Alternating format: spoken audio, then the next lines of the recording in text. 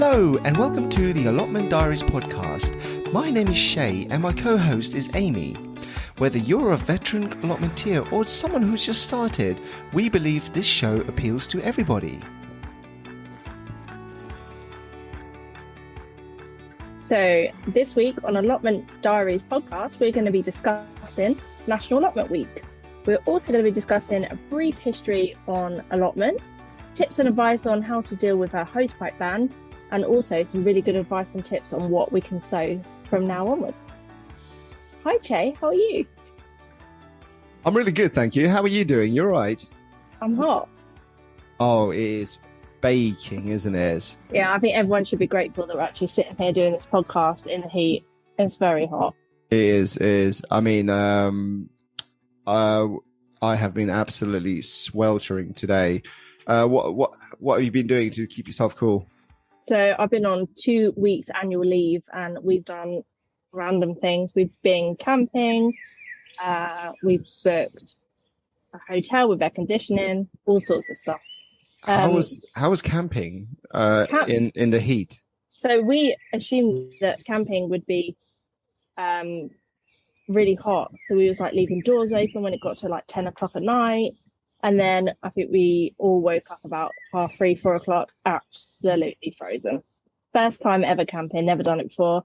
Was not prepared, absolutely frozen. Not gonna lie, it was awful. Well, I guess that's the thing. It does get very, very cold. Well, not cold, but very cool in the nighttime. I think the other day the temperature dropped down to 15 degrees, which is quite surprising, all the way from 35. So yeah. I can imagine that change. You probably quite felt it. Yeah, I literally had to lie in the sun about 8:30 in the morning to the frost. It was cold to my bones. Cold to your bones. Are you a regular camper? No, we decided to go and buy a tent, a 6-man tent. It's a big one. And that's our first camping experience. And is that your last? Possibly.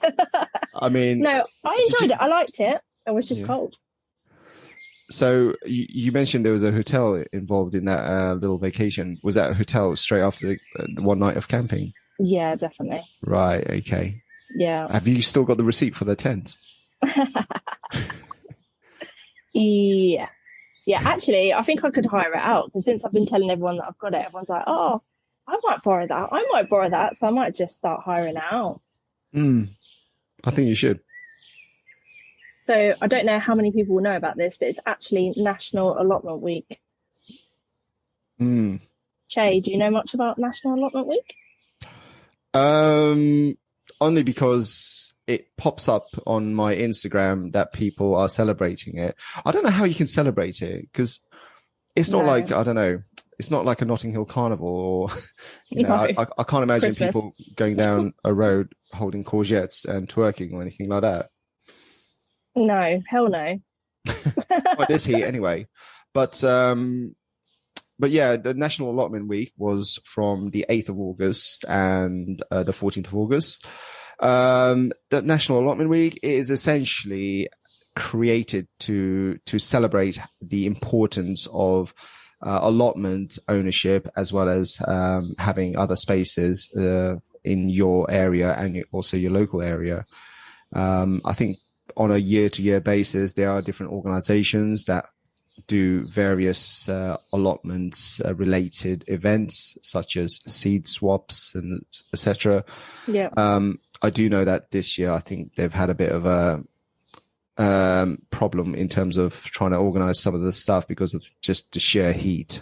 Yeah, it's not the best week, is it? No. So out of interest, did you do anything to celebrate it? If not going to allotment for 2 days and letting things die counts, yeah.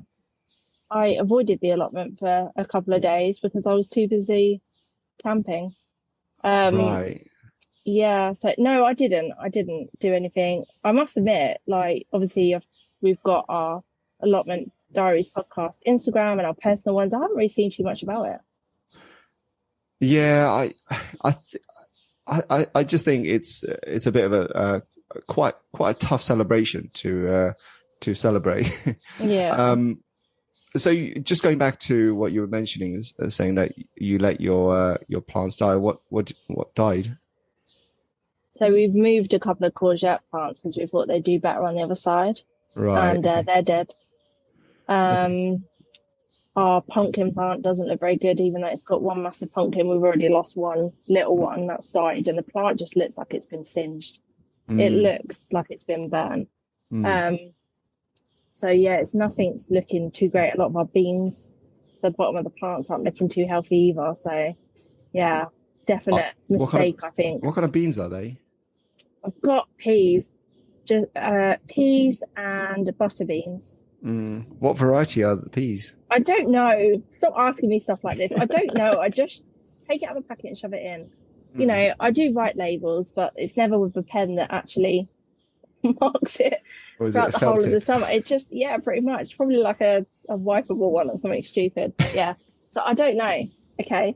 I just grow them. I know what they are. I know to look at them. They're either a pea or whatever, but no. Yeah, so I don't know whether some things are going to recover or So, hopefully there'll be a bit um, of rain next week.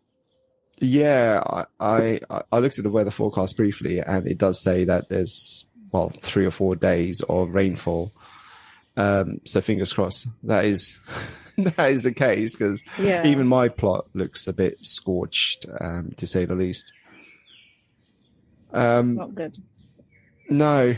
So, I mean, just following on from the National Allotment Week, is is a week to celebrate having an allotment, and I guess essentially to recognize the history of how allotments were formed. Do you know a little bit about the history?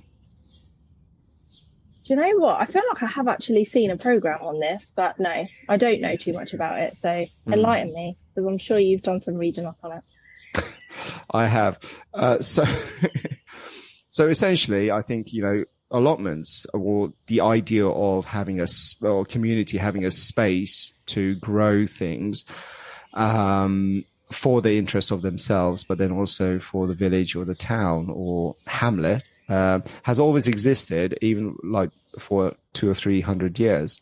But it was only until 1887 when the actual formation of the Allotment Act was introduced, which actually made it possible for local authorities to acquire land for allotments. And that was essentially, I think, a massive game changer, because what followed on from 1887 was a couple of world wars, when those wars were a massive trigger, because food shortage followed Yeah. after each of those wars. Hmm. So that Allotment Act was imposed and applied by local authorities. And, currently we're right now in 2022, we've got roughly about 290,000 allotments. Wow. Yeah, 290, no, sorry, 290,000 allotments in England. But in 1917, shortly after the First World War, there was as much as 1.5 million allotments Wow. in England. Okay. Just put your head around that. You know Yeah. how many? Yeah, that's almost like 10 times more than what we had, Yeah. which is incredible. I think my maths is terrible there. I don't think it's 10 times, but it's certainly a lot more. It's a lot more. Yeah. Yeah.